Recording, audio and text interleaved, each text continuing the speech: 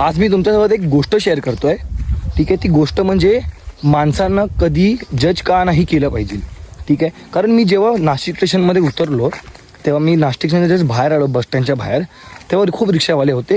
ते जबरदस्ती हात पकडून वगैरे मला बोलवते, चल त्र्यंबकेश्वर, चल त्र्यंबकेश्वर, 300 500 अशा हाय रेट चार्ज करत होते.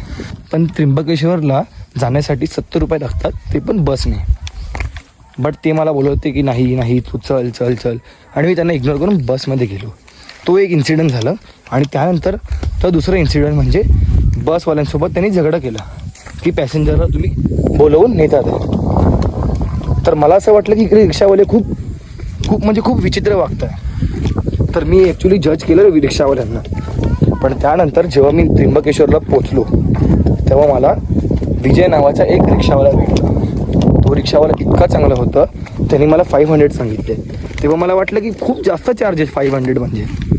पण जेव्हा मी त्या रूटवरून गेलो तेव्हा खरंच सांगतो 500 पण खूप कमी वाटत होते. एवढा खराब रस्ता आणि एवढा रॉंग रूट आहे इकडे येण्यासाठी की 500 पण खूप कमी वाटतात. पण मी त्याला माझी स्टोरी सांगितली की मी कसं बजेटमध्ये ट्रॅव्हल करतो, व्हिडिओज बनवतो. मग तेव्हा तो बोलला की ठीक आहे, नो प्रॉब्लेम. त्याने मला हाफ रेटमध्ये हरिहरला पोचवलं.